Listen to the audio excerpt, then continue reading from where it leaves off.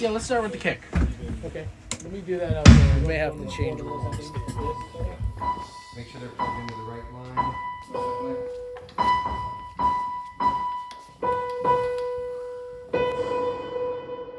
Hi, I'm Wesley Seidman, mixer engineer, and this is my first time hearing Kiwara mics. It's a pretty cool day listening to them Kiwara mics, hearing all the differences, some subtle, some not, and a lot of great improvements on, a different take on some of the mics.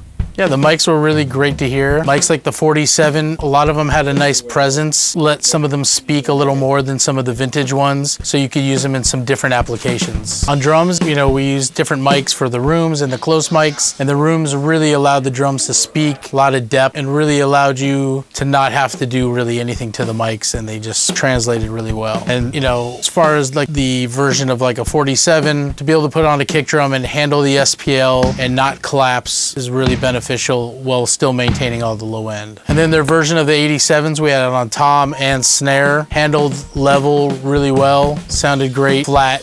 It translated the tom, as one could hope. And for the overheads, we had the 251s. They had really nice top. It captured the kit very nice and even without getting boomy.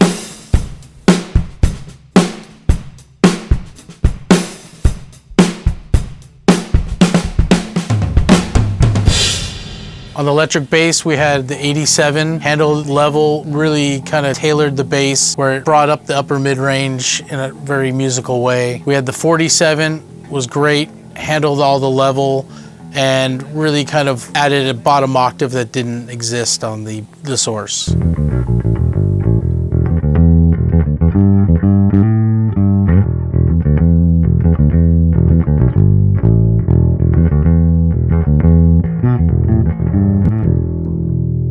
Yeah, and on the acoustic bass, with one mic, it really picked up all the nuances on the bridge. The player really wanted that to speak, and all the mics translated pretty well.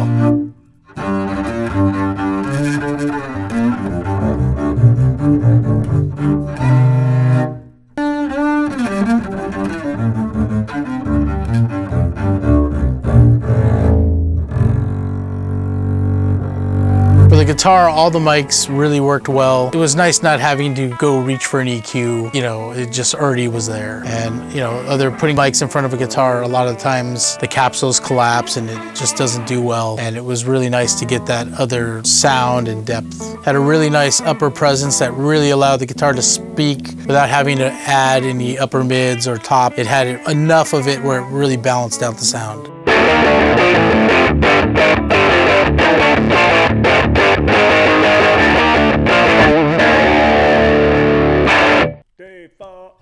Yeah, on the acoustic guitar, all the different mics really captured it well. And when we did the guitar and the vocal together, any off-axis information was very musical. It didn't sound bad. And there was actually pretty minimal leakage, which was surprising for how close they were. Those were the best days of my life.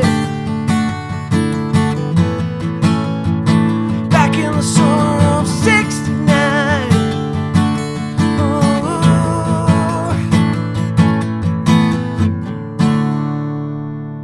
Yeah, on the vocal, the 47 really captured him well. With a voice that needed a little more on the bottom end, it added that octave without adding too much. Yeah, there's a smile when a pain comes. Pain gonna make everything alright. Yeah, on the female vocal, did what you wanted to do. It smoothed it out and really kind of balanced, especially when she got dynamic. And when there was low, it still picked up all the subtleties. Say you'll be my darling, be my baby now. Whoa.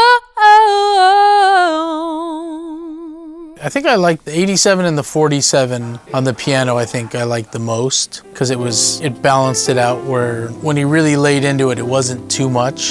Yeah, with the piano, we use 87s. Hearing so many different 87s over the years, some will be dark, and with the newer ones, these were right there, very even, competitive.